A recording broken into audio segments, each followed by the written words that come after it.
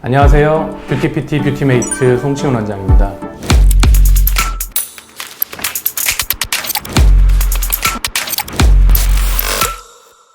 제가 시술하는 필러들 중에서 가장 어렵고 많은 노하우와 정성이 필요한 시술들이 있는데요. 바로 눈밑 필러, 그리고 입술 필러, 그리고 마지막으로 이마 필러입니다. 이 세 가지 시술 중에서 오늘은 눈밑 필러에 대해서 이야기해 보겠습니다. 눈밑은 굉장히 멍이 많이 드는 부위이기 때문에 저는 바늘을 사용하는 것보다는 캐뉼라를 선호합니다. 캐뉼라를 이용을 해서 멍도 훨씬 더 적게 들고 혈관에 주입되는 사고도 예방할 수 있기 때문입니다. 가장 고민되는 부분이 있습니다.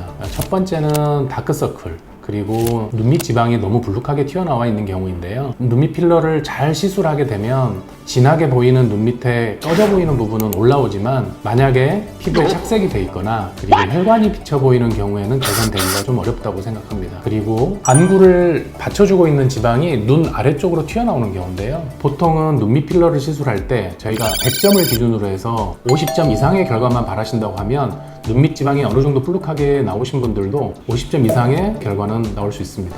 하지만 근본적으로 눈밑 지방이 너무 많이 나오신 경우는 눈밑 지방 재배치나 눈밑 지방 제거, 이것을 시술하셔야 됩니다. 제가 추천드려서 눈밑 지방 제거 수술이나 재배치를 하신 경우에도 눈밑 필러를 다시 하셔야 되는 경우가 있어서 저한테 다시 오시는 경우가 있는데요. 눈밑 지방이 해결된 다음에 눈밑 필러를 하는 것, 이것이 가장 이상적인 방법이고, 눈밑 수술을 아직 계획을 못 하셨다면 눈밑 필러를 우선 해보시는 것도 하나의 방법이겠습니다.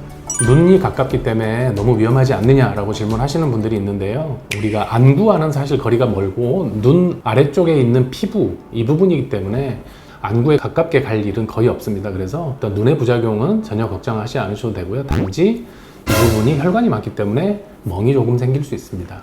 눈밑 필러에 사용되는 필러를 잘 선택하는 것이 굉장히 중요한 일인데요. 이것은 여러 경험에 의해서 눈밑에 어떤 필러를 사용했을 때 가장 좋은 결과가 나오는지 경험에 의해서 선택을 하게 되어 있습니다. 하지만 큰 개념을 잡아보자면 눈밑은 굉장히 피부가 얇고 비쳐 보일 수 있는 부위이기 때문에 입자가 큰 필러보다는 입자가 좀 작은 필러를 사용하는 것이 좋고요. 수분을 많이 흡수하는 필러보다는 수분을 좀 흡수가 좀 덜 할 수 있는, 그래서 수분을 흡수해서 생기는 틴들 현상이 좀 덜 생길 수 있는 필러를 사용하는 것이 좋다고 생각합니다. 눈밑 필러는 사람마다 굉장히 모양이 다양하고 결과도 굉장히 다양하게 나타나기 때문에 정말 정성을 다해서 작은 주름까지 하나라도 해결을 해주려는 마음으로 시행하고 있습니다. 사실 쉬운 시술은 아니지만 시술을 하고 났을 때 굉장히 만족도도 좋은 시술인 것 같습니다.